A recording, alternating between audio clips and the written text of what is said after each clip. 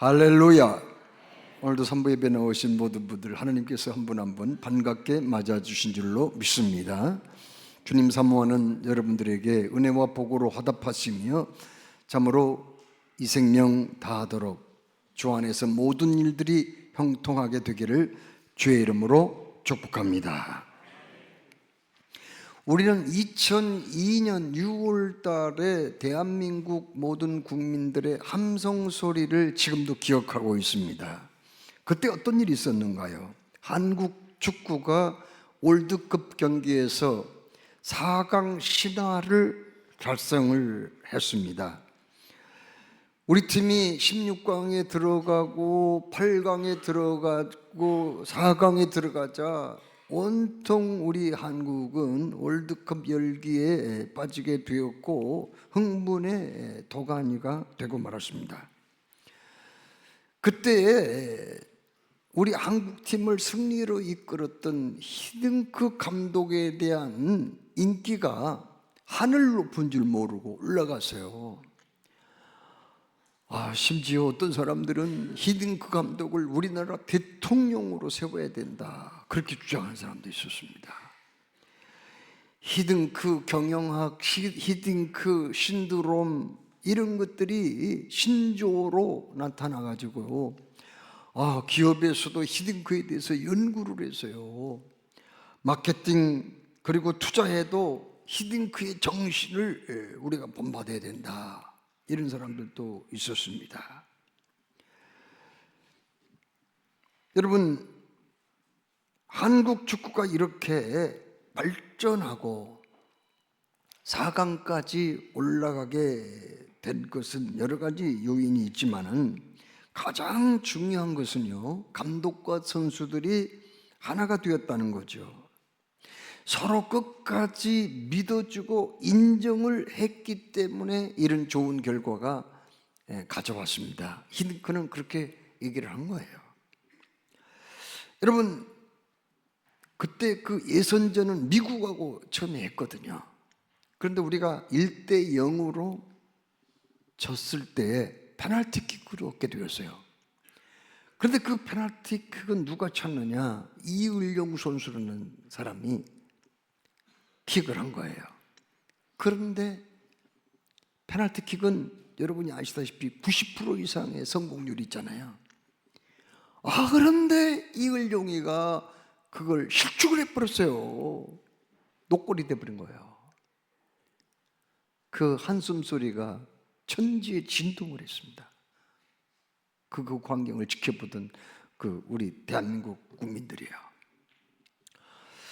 그리고 또 16강에 어떤 일이 있었어요. 또 페널티킥을 얻었단 말이에요. 16강에서 이태리하고 같이 경기를 했는데 그때 누가 킥을 했느냐? 안정환 선수가 그 페널티킥을 차게 된 거예요. 그런데 이 사람이 또 실축을 해버렸어요. 노골이 돼버린 거예요.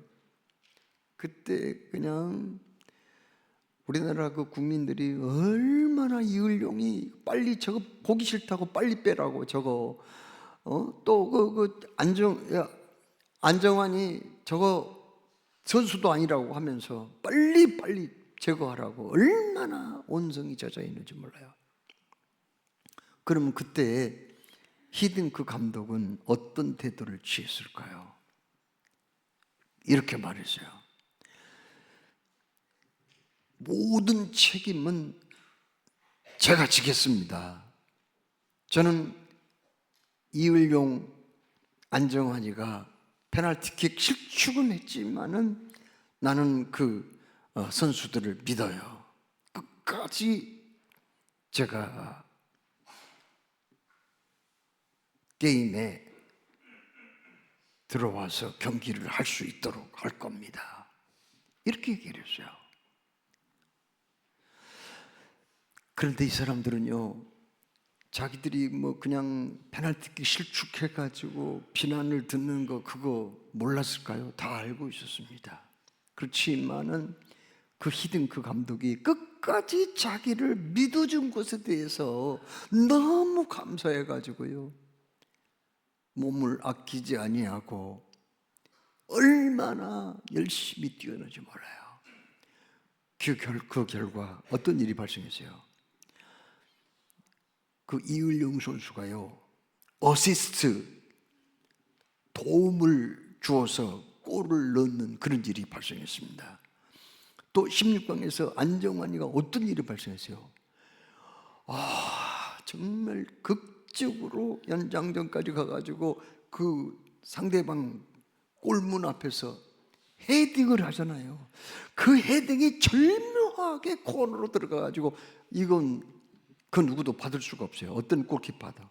그래가지고 그가 골을 넣잖아요. 그래서 우리나라가 승리하는 그런 결과를 가져왔습니다. 여러분, 월드컵에서 그렇게 좋은 성적을 거두게 된 것은 감독은 선수들을 믿었어요. 100% 신뢰하고 믿어준 거예요. 선수들은 전적으로 감독을 신뢰하고 따라줬습니다.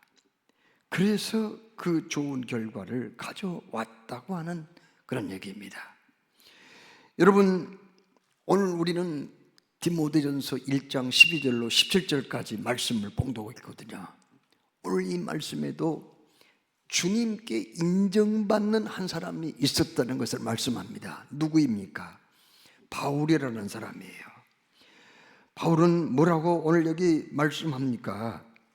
나를 능하게 하신 그리스도 예수 우리 주께 내가 감사함은 나를 충성되이 여겨 내게 직분을 맡기심이니 내가 전에는 비방자여 박해자여 폭행자였으나 도리어 긍휼을 입은 것은 내가 믿지 아니할 때에 알지 못하고 행하였습니다. 이렇게 고백하고 있습니다. 바울이 무슨 오랫동안 예수님을 믿은 것도 아니에요. 그렇다고 해서 무슨 특별히 공을 세운 것도 아니에요. 특별히 또 많은 사람들에게 그의 주님 사랑과 복음에 대한 열정이 알려진 것도 아니었습니다. 그러면요, 그가 왜 사도가 되었어요? 그가 왜 세계적인 복음 전도자가 되었습니까? 그가 왜 세계 역사를 바꿀 만큼 영향력이 있는 선교사가 되었냐는 거예요. 그것은 다름이 아니라 주님이 먼저 그를 인정을 했다는 거예요. 그를 믿어줬다는 겁니다. 충성되이 여겼다는 말입니다. 그는 사도행전 22장 4절 말씀에 어떤 사람입니까? 그는 기독교를 까닭없이 박해했던 사람입니다. 얼마나 진리를 전파하는 전도자들을 괴롭혔는지 몰라요. 그는 예수 믿는 사람들은 닥치는 대로 붙잡아가지고 매를 때리고 남녀할 거 없이 감옥에 쳐넣었습니다. 또한 죽이기까지 했다고 그렇게 얘기를 합니다. 얼마나 악한 사람인지 몰라요. 그러나 하나님이 그를 선택했습니다. 언제요? 장세 전부터 그를 선택했다고 에베소 1장 4절에 말씀합니다. 언제 그를 만나 주었습니까? 다메섹 도상에서 예수 믿는 사람 붙잡으러 가던 그를 부활하신 예수님이 만나준 거예요. 그가 예수님 언제 사모한 적이 있어요? 예수님 만나고 싶었냐고요? 아니에요. 일방적으로 우리 예수님이 그를 만나셔서 부활하여 살아계신 우리 주님을 그에게 보여주신 거예요. 변화시켰습니다. 그렇습니다. 하나님이 그를 충성스럽게 일할 것을 믿어주고 인정을 해준 후에 그를 불러주셨다는 것을 알게 됩니다. 여러분, 하나님께서 사람들을 불러 일꾼으로 세울 때는요, 그 사람이 어떻게 살아왔는가 점수 매겨가지고 그 사람이 장점 뭐고 단점 뭐고 이런 것을 계산해서 사용하신 게 아니에요. 그냥 인정을 하시고 충성되이 여기셔서 불러 사용하신다는 것을 알게 됩니다. 여러분, 도마라는 제자는 의심이 그렇게 많았어요. 그는 3년 동안 예수님과 함께 동행하면서 예수님이 눈먼 자 또 말 못하는 사람들 고쳐주시고 중풍병자도 살려주시고 그리고 물고기 2마리가 불독 5개로 5,000명을 먹이는 그런 현장에 있었거든요. 죽은 자를 살리는 그런 것들을 목격한 사람이에요. 그러나 부활하신 예수님을 믿지 못했죠. 정말 괘씸한 사람입니다. 아니, 어떻게 그렇게 믿음이 없을 수가 있어요? 그러나 하나님은 그를 버리고 싶지 않았어요. 그래서 결국 도마를 만나 주셨죠. 그리고는 너는 내 손바닥에 못자국을 보고 네 손가락으로 여기 손가락을 넣어보고, 그리고 내 옆구리에 장자국을 보고 내 손을 넣어봐라. 그리고 의심하지 말고 믿어라. 이렇게 말씀했죠. 그 예수님이 그 말씀하실 때 생각해 보세요. 지금 예수님이 부활하신 지 얼마 안 돼요. 세상에 그 더러운 손으로 여기 못자국에다가 손을 넣으면은 위생상 그 좋지 않아요. 세상에 손을 넣어보라고 그랬거든요. 옆구리 구멍 뚫렸는데 거기에다가 더러운 손을 넣으면 얼마나 비위생적이에요. 얼마나 예수님이 아프겠어요. 그래도 주님은 그를 인정을 하셨어요. 그를 믿어주셔서 부활의 산 증인으로 쓰시기 위해서 그렇게까지 하신 거거든요. 결국 그는 예수님이 믿어주신 대로 도마는 인도에 가서 거기에서 평생 복음을 전하다가 거기 핍박자들에게 창에 찔려 순교를 하게 되었습니다. 여러분, 또한 예수님께서는 엠마오로 내려가는 두 제자를 또 만나 주셨습니다. 왜요? 그들도 하나님이 인정하신 거예요. 쓸만한 주의 종들로 인정을 하시고 만나 주셨고, 결국은 영안이 밝아져서 부활의 산 증인이 되게 하셨습니다. 예수님은 예수님을 모른다고 3번씩이나 부인하고 저주까지 했던 베드로가 어디로 갔죠? 북쪽 갈릴리 호수로 몇몇 동료들과 함께 고기 잡으러 갔어요. 그때 예수님이 거기를 찾아간 거거든요. 왜요? 그도 쓸만한 일꾼으로 인정을 하신 거거든요. 그래도 베드로를 믿어주신 거예요. 밤새고 고기 잡으려고 했지만 한 마리도 못 잡았어요. 예수님이 뭐라고 말씀해요? 그물을 배 오른편에 던져봐라. 그렇게 했더니 그물을 둘 수 없을 만큼 많은 고기를 잡았죠. 그들이 노를 저어 바닷가로 왔을 때 예수님은 이미 숯불을 피워놓고 아침 조반을 준비하셨잖아요. 물고기와 떡을 거기다가 노릇노릇하게 구워 놓았습니다. 그들이 얼마나 허기진 배를 채우기 위해서 허겁지겁 먹는지요. 부족해가지고 아침에 잡은 물고기까지 더 구워가지고 예수님이 그들을 대접했습니다. 그리고 베드로를 불렀죠. 뭐라고 불렀어요? 요한의 아들 시몬아, 네가 나를 사랑하느냐? 아니, 예수님이 왜 시몬이라고 불렀을까요? 시몬은 베드로의 본명이거든요. 자기 부모가 지어준 이름이에요. 예수님이 지어준 멋진 이름이 있잖아요. 무슨 이름이요? 베드로. 베드로는 반석이라는 뜻이에요. 큰 바위라는 뜻이에요. 얼마나 멋져요. 바위는 변함이 없잖아요. 바람이 불고 눈비가 와도 언제나 거기 있잖아요. 든든하지 않습니까? 반석에 집을 지으면은 홍수가 나고 바람이 불어도 끝도 없잖아요. 그래서 베드로라는 이름을 지어줬는데 거기 갈릴리 호수에서는 조반을 드신 후에 베드로라고 부르지 않습니다. 요한의 아들 시몬아. 여러분, 시몬이라는 말은 무슨 뜻이에요? 갈대라는 뜻이에요. 별로 안 좋아요. 갈대는 작은 바람에도 흔들릴 수 있거든요. 쉽게 요동하거든요. 믿음직스럽지 못하기도 하거든요.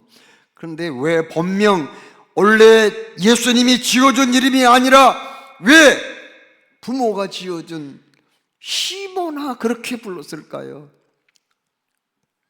여러분, 그것은 너는 네가 큰 소리치고 장담했던 대로 살지 않았어. 다 주님을 버릴지라도 나는 절대로 주님 버리지 않을 겁니다. 얼마나 큰 소리치고 장담했냔 말이야. 그러나 그는 약속을 못 지켰잖아요. 하찮은 대제사장의 그 여종 앞에서도 비굴한 행동을 했잖아요. 예수님을 모른다고 부인한 것뿐만 아니라 저주까지 했거든요. 참 얼마나 나쁜 사람이에요. 그래서 예수님이 베드로라는 이름이 좀 어울리지 않아서 원래 가지고 있었던 시몬이라고 부릅니다. 그러나 중요한 것은 너 왜 나한테 약속 지키지 않았느냐? 왜 비굴하게 나를 모른다고 부인했느냐?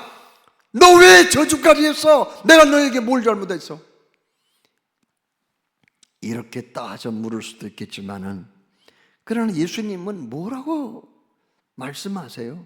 요한의 아들 시몬아, 네가 나를 사랑하느냐?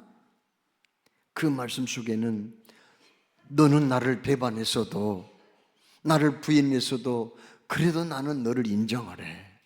내가 너를 사랑한다고, 너와 함께 일하고 싶어. 그렇게 말씀하시면서 내 양을 먹이라, 내 양을 치라하는 엄청난 사명을 부여하시거든요. 나는 너를 인정해. 옛말에 그런 말이 있거든요. 여성들은 사랑하는 사람을 위해서 목숨을 버릴 수 있대요. 남자는 인정을 해주는 사람에게 목숨을 버릴 수 있다는 그런 말이 있거든요. 베드로는 어떻게 됐어요? 그는 내 양을 먹이라, 내 양을 치라 하신 이 주의 말씀대로 그는 순종합니다. 이스라엘과 소아시아 지방에서 복음 전하다가 나중에 세계의 중심 도시인 로마로 건너가서 원수들에게 붙잡혀서 십자가에 거꾸로 매달려 순교를 당하는 것으로 그의 일생은 끝이 나는 거거든요. 여러분, 이렇게 하나님은 사람을 쓰실 때 그를 충성되이 여기셔서 믿어주시고 그를 인정하신 후에 불러주셔서 쓰신다는 것을 우리에게 말씀하고 있습니다. 오늘 여기 말씀을 통해서 우리에게 주의 일꾼인, 주의 종들인 우리들에게 무슨 말씀을 하기 원하십니까? 첫째, 하나님은 나를 쓰시기 위해서 불러주셨는데 나의 모든 죄와 허물을 용서해 주시고 인정하셨다는 것을 말씀해요. 그러므로 우리는 주의 일을 우리가 하려면요, 가장 중요한 게 뭐냐면, 첫째는 바로 죄사함의 확신이 있어야 된다는 거예요. 하나님께서 이사야 43장 25절에 뭐라고 말씀했어요? 나 곧 나는 나를 위하여 내 허물을 도말하는 자니 내 죄를 기억지 아니하리라. 아멘. 다 같이 한번 따라서 하겠습니다. 내 죄를 기억지 아니하리라. 그렇게 약속을 하셨다고요. 예수 그리스도 십자가의 은총을 믿고 또 주의 보혈을 믿는 사람들, 그 사람들에게는 주님은 죄 용서를 해주시는데 내 죄, 내 허물을 도말해서 기억지 않냐. 도말한다는 말은 무슨 말이에요? 도말한다는 말은 과거에 노예시장에서 노예를 사고 팔고 했거든요. 그러면은 그 노예를 자유인으로 해방시켜주고 싶으면 어떻게 할까? 노예한테는 문서가 있어요. 그러면은 그 문서가 있는 노예를 사가지고 어떻게 하느냐면은 그걸 갖다가 불에다가 태워버려요. 불에다가 넣어가지고 완전히 태워버려요. 재가 남을 거 아니에요. 재까지 완전히 가루로 만들어가지고 바람에 그냥 날려버리는 거예요. 이게 도말이에요. 하나님은 예수 믿고 구원받은 우리들을 용서하시고 이미 십자가의 보혈로 우리의 죄와 허물을 씻어주신 줄로 믿습니다. 그리스도 예수 안에 있는 자들에게는 결코 정죄함이 없나니 이는 그리스도 예수 안에 있는 생명의 성령의 법이 죄와 사망의 법에서 너를 해방하였습니다. 믿는 사람은 크게 아멘 하시기 바랍니다.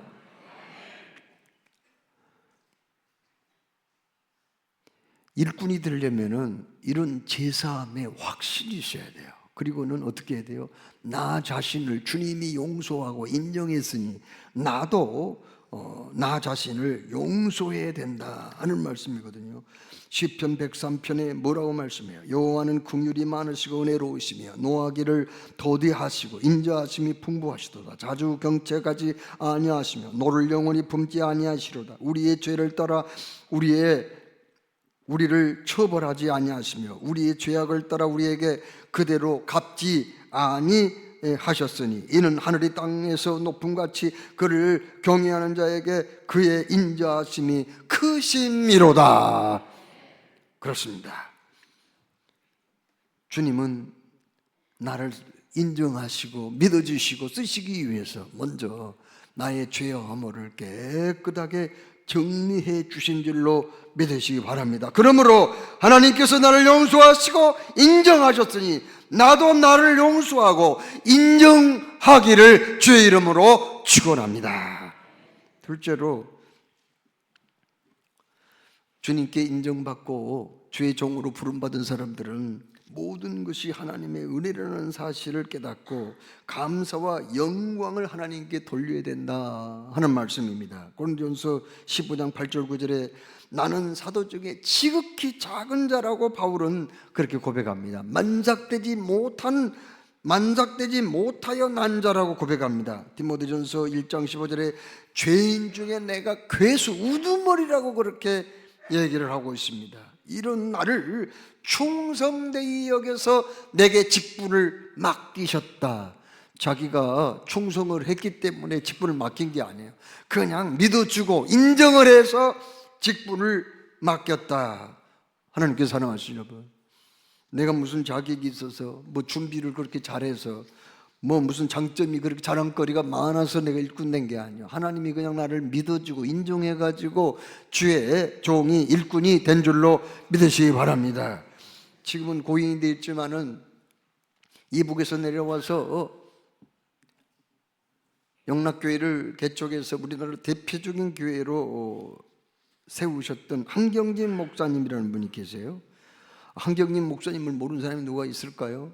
여러분, 한경진 목사님은요 정말 우리 한국교회가 우러러보고 귀하게 여기는 그런 분입니다. 어떤 분들은 한경진 목사님을 성자라고 그렇게 얘기를 합니다. 이 한경진 목사님은요 세계 기독교에서도 인정을 받고 1992년 템플턴 상, 그러니까 기독교의 노벨상이라고 하는 템플턴 상을 받으신 분입니다. 그 상은 상금만 해서 얼마인지 아세요? 20억이에요. 20억. 엄청납니다. 그 상을 받았어요. 그런데 그 한경진 목사님이 템플턴 상을 수상자로 발표가 되었을 때 한국교회 굉장히 충격적인 얘기를 하세요. 그건 뭔가 이런 얘기를 합니다. 여러분, 나는 죄인입니다. 나는 신사참배를 했던 죄인입니다. 나는 죽어도 벌써 죽었어야 할 죄인인데 아직 이렇게 살아 있습니다. 나는 이 상을 받을 자격이 없어요.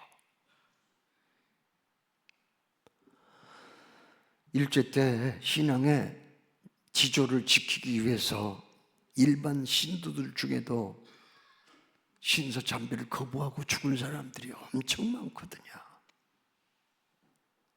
그런데 어떻게 성자 칭호까지 받고 한국의 대표적인 목사님이 어떻게 신사참배를 하고 그것을 평생을 숨기고 살았단 말입니까?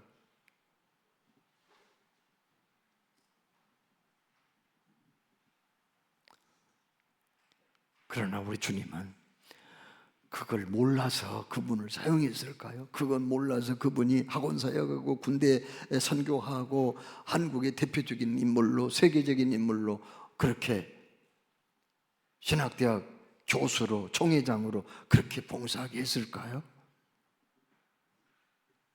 여러분, 직분을 맡을 자격이 있어서 직분을 맡은 사람이 과연 몇 명이나 되냔 말이에요. 다 부족하죠. 연약합니다. 다 깨어지기 쉬운 질그릇과 같은 사람들이에요. 그러나 문제는 주님이 나를 그냥 부족하지만 인정을 해주시고 나를 믿어주시고 나를 충성되이 여겨서 직분을 맡겼다는 이것만큼은 잊지 말아야 된다는 거예요.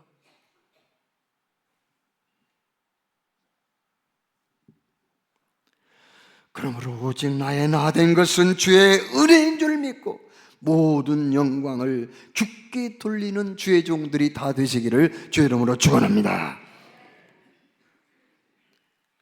마지막으로 우리를 불러주시고 인정을 해주시고 주의 일꾼으로 세워주신 것은 무엇 때문인가요? 주님을 믿어 영생 얻는 자들에게 본이 되게 하려는 뜻이 거기에 있었다는 것을 주의 그 일꾼들, 주의 종들은 다 기억을 해야 된다는 말씀이거든요. 16절에 그러나 내가 긍휼을 입은 까닭은 예수 그리스도께서 내게 먼저 일체 오래 참으심으로 보이사 후에 주를 믿어 영생 얻는 자들에게 본이 되게 하려 하심이라, 이렇게 말씀을 했습니다.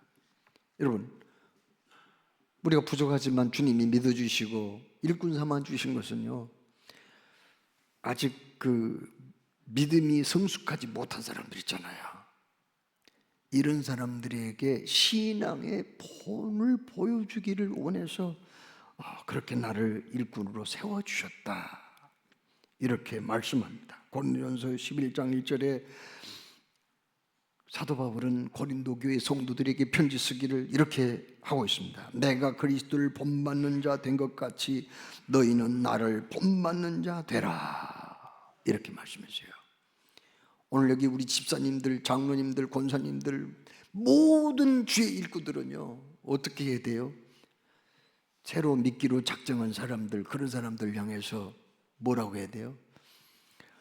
내가 그리스도를 본받는 것 같이 나를 본받으시오, 그렇게 말을 할 수 있어야 된다고 하는 말씀입니다. 어떤 분이 교회에 와서요, 모든 게 다 낯설어요. 주기도를 하자는데 주기도가 또 뭔지, 뭐 사도신경을 하자는데 사도신경이 도대체 뭔지 말이에요. 찬송가를 부르는데 제대로 따라서 부를 만한 찬송이 한 곡도 없어. 도대체 성경 몇 장 몇 절이라고 하는데 그거 한참 찾다가 보면은 이미 봉독이 다 끝나버렸어요. 모든 게 다 서툴러요. 어색하기만 해. 교회는 내가 신앙생활 해야 되겠다 하고 왔기는 왔지만은 그렇게 서툴러요. 기도는 어떻게 하는 건지, 헌금생활을 어떻게 하는 건지 몰라. 그래서 장로님한테 물어볼 수도 있고요, 권사님한테 물어볼 수 있어요. 어떻게 신앙생활을 해야 돼요? 나도 믿어보려고 오기는 왔는데 도대체가 아무것도 모르니 어떻게 해야 될지 모르겠어요. 그러면 뭐라고 대답을 하면 좋겠어요? 성도님, 뭘 그런 거 걱정하세요? 제가 어떻게 신앙생활을 하는지 잘 눈여겨보시고 그렇게 따라서 하면 돼요. 오늘 여기 성경 말씀은 그 얘기예요. 그렇게 하라는 거예요. 우리가 부족하지만 나를 인정하고 믿어주시고 일꾼 세워주신 것은 영생을 얻어야 할 그 많은 사람들에게 본을 보여주기 위함이라고 그렇게 말씀하고 계십니다. 다 허물이 있습니다. 다 연약해요. 실수도 있는 거죠. 나약한 존재들입니다. 그러나 우리 신앙생활의 목표는 하나 있어야 된다는 거예요. 무슨 목표요? 주님, 제가 믿음이 연약한 사람들, 성숙하지 못한 우리 형제 자매들에게 신앙의 본을 보이게 하여 주시옵소서. 그렇습니다. 이 한 가지 신앙생활의 목표는 있어야 된다고 하는 말씀이거든요. 여러분, 그럼 우리가 어떻게 성도들에게 모범을 좀 구체적으로 보여줘야 될까요? 충성의 본을 보여줘야 되나요? 충성. 사람이 마땅히 우리를 그리스도의 일꾼이요 하나님의 비밀을 맡은 자로 여길지어다. 그리고 맡은 자들에게 구할 것은 충성이니라. 고린도전서 4장 1절 2절에 그렇게 말씀했거든요. 저기 영국의 런던 워커 미술관이라는 곳이 있어요. 거기 가면은 콘트라라는 화가가 그린 유명한 그림이 있습니다. 어떤 그림인가요? 이태리의 폼페이라는 도시가 있는데요, 그 도시의 뒤편에는 베스비우스라고 하는 큰 산이 있어요. 저도 거기 가봤는데 정말 지금도 있더라고요. 산이야 뭐 그때나 지금이나 벌써 수천 년 지났지만은 지금도 거기 베스비우스 산이 있어요. 거기는 분화구가 있습니다. 거기 옛날에 화산 폭발했거든요. 폼페이가 큰 도시, 향락의 도시, 문화의 도시인데 어느 날 막 그냥 그 베스비우스 화산이 폭발해가지고 엄청난 화산재와 용암이 막 시뻘건 용암이 흘러내리기 시작하고요. 그때 그 사람들은 막 그냥 도망을 가기 시작합니다. 막 그냥 비명을 지르면서 도망을 가요. 지금 이제 시뻘건 용암이 그 산에서 막 흘러내려와요. 시내로 그냥 흘러내려옵니다. 조금만 늦으면 이제 그 완전히 그 불구덩이 용암 속으로 들어가는 거예요. 화산재에 덮여서 다 죽는 거예요. 그런 그림이에요. 제가 거기 그 폼페이 가봤는데 지금도 거기 일부만을 그 발굴을 했어요. 지하 한 4, 5m 있는 그걸 발굴을 해서 보니까 옛날에 거기 그 사람 거주지, 뭐 술집, 뭐 그냥 마을 회관 이런 게 다 있더라고요. 그 시민들이 살아보려고 아우성을 치면서 바닷가 인쪽으로 도망을 갑니다. 그러나 그 와중에 끔찍도 하지 아니하고 창 하나를 붙들고 서 있는 한 사람이 있었어요. 그 성에 경비병이었습니다. 아직 경비병은 교대 시간이 아니에요. 자기가 그 자리에 지켜야 돼요. 모두들 살겠다고 그 아우성을 하고 넘어지기도 하고 넘어진 사람 짓밟고 지나가기도 하고 미쳐 걸음이 느려가지고 시뻘건 용암에 덮이고 많은 사람들도 있었는데 끔찍하지 않고 서 있던 그 경비병, 그는 그 자리에 서서 최후를 맞습니다. 그 그림이 콘트라의 그림인데 제목이 충성이라는 그림이에요. 여러분, 충성의 본을 보이라는 말이죠. 충성은 어떻게 하는 거죠? 큰 것 작은 것 가리지 말고 충성하라고 말씀했어요. 작은 일에도 충성하라. 충성은 어떻게 하는 거죠? 환경을 초월해서 충성하라. 성공할 때나 실패할 때나 건강할 때나 아플 때나 내 마음대로 잘 될 때나 안 될 때나 언제나 환경을 초월해서 주님께 충성하라. 충성은 어떻게 하는 거예요? 시간에 대한 충성입니다. 끝까지 충성하라. 여러분, 우리 직분자들이요, 믿음이 연약한 사람, 성숙하지 못한 사람, 새신자들에게 또 보여줘야 할 것 마지막 한 가지가 있어요. 그게 뭘까요? 그것은 섬김의 본을 보여줘야 한다는 거예요. 여러분, 구구사전에서 직분을 찾아보니까요, 직분이란 뭘까? 직무상의 본분, 마땅히 해야 할 본분이라 그렇게 설명이 되어 있어요. 말하자면은 직분이라는 것은 계급이 아니에요. 권세도 아니고요. 직무상의 본분, 마땅히 해야 할 본분이라는 거예요. NIV 성경, 영어 성경에 보면은 이 직분이라는 것을 서비스라고 번역을 하고 있어요. 서비스라는 거예요. 많은 사람들은 그렇게 생각한단 말이에요. 그 오해거든요. 여러분 잘 들어보세요. 교회 안에서 직분을 갖다가, 직분 여러 가지잖아요. 직분을 하나의 계급이나 어떤 그 권리라고 생각하는 사람들이 있다니까요. 그러니까 교회 안에서 뭐 봉사를 오래 했다거나 뭐 무슨 특별히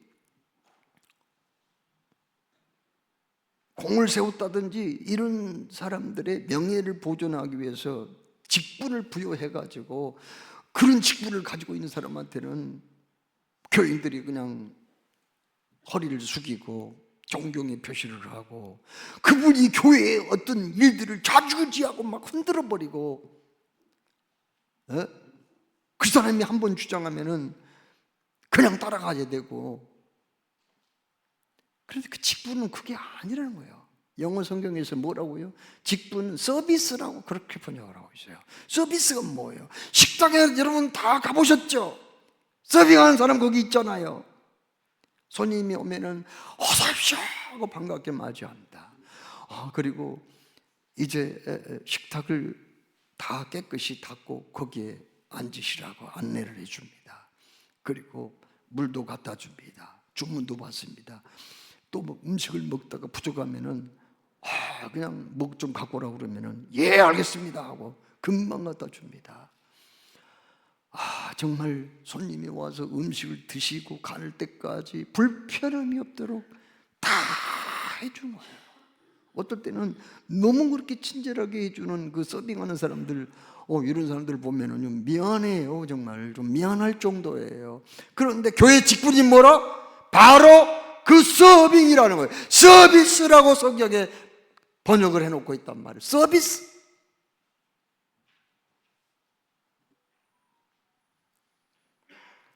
우리가 착각하지 말아야 돼요. 일반 회사에서야 뭐 무슨 계장이 뭐 과장되고, 과장이 부장되고, 부장이 상무되고, 상무가 무슨 이사가 되고 뭐 이렇게 되지만, 공직사회에서도 다 계급이 있어요. 승진도 되는 거예요. 그러나 교회는 그게 아니란 말이에요. 서비스 하는 사람이란 말이에요. 섬겨주는 사람이란 말이에요.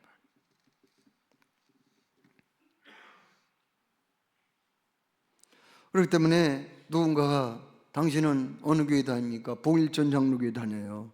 그러면 거기에서 직분이 뭡니까? 그러면 뭐라고 대답을 하면 좋아요? 저는 목회자로 섬기고 있어요. 그렇게 하면은 맞죠. 장로 권사로 제가 섬기고 있거든요. 저는 집사로 섬기고 있습니다. 그러면은 대답이 맞는 대답이라 그 말이에요. 시편 90편 9절로 10절에 우리의 모든 날이 주의 분노 중에 지나가며 우리의 평생이 순식간에 다했나이다. 우리의 연수가 70이요 강건하면 80이라도 그 연수의 자랑은 수고와 슬픔뿐이요 신속기간이 우리가 날아가나이다. 저는 금요 심야 기도회 때 환자들을, 몸이 아프신 환자분들을 위하여 기도하는 시간이 있거든요. 그 기도하는 명단이 쫙 화면에 뜨면은 그걸 보면서 참 그 인생이라는 게 그렇게 금방금방 가구나, 그런 걸 느껴봐요. 무슨 말인가? 거기 지금 요양병원에 계신 분들, 요양원에서 지금 고생하신 분들, 얼마 전까지만 해도 같이 신방도 다니고 교회 저기 입구에서 안내도 하신 분도 있고, 한때 그냥 권사회 회장, 여전도회 회장으로 그냥 왕성하게 활동하신 분도 계신단 말이에요. 그럼 왜 그렇게 지금은 몸이 안 좋아요? 그건 연세가 드셨거든요. 성경에 보세요. 우리 인생이 연수가 70이요 강건하면 80이라도, 이 성경 말씀 때문에 어쩔 수 없는 거예요. 강건하면 80이라도. 그러니까는 우리 사람이 보통 100살 이상 사는 사람은 거의 없어요. 대개 한 80 정도 살면은, 더 좀 살면 90, 그때 되면은 거의 다 이 세상을 떠나기 때문에 오늘 여기 성경 말씀은 준비하라는 거 아니에요. 그렇죠? 어쩔 수 없는 거예요. 세월을 이길 사람이 없어. 나이를 이길 사람은 아무도 없어요. 여기 성경에 나와버렸잖아요. 어떻게 할 거예요? 그래서 우리 어떻게 해야 돼요?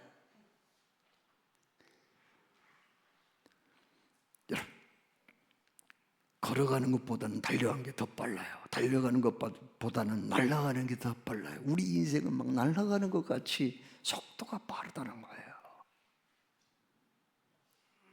그렇다면 우리가 어떻게 해야 돼요? 머지않아 우리 주님 부르시겠죠. 그때 당황하지 마시고, 부끄러운 구원받지 마시고, 주 앞에 설 때 참 수고 많이 했구나, 내가 너를 인정을 해서 내가 너를 믿어주어서 직분도 맡기고 주의 일을 맡겼는데 네가 잘 감당하고 왔으니 고맙구나, 이렇게 주님께 칭찬받으시고 생명의 멸류관, 영광의 멸류관, 의의 멸류관을 받으시는 여러분 다 되시기를 주의 이름으로 축원합니다.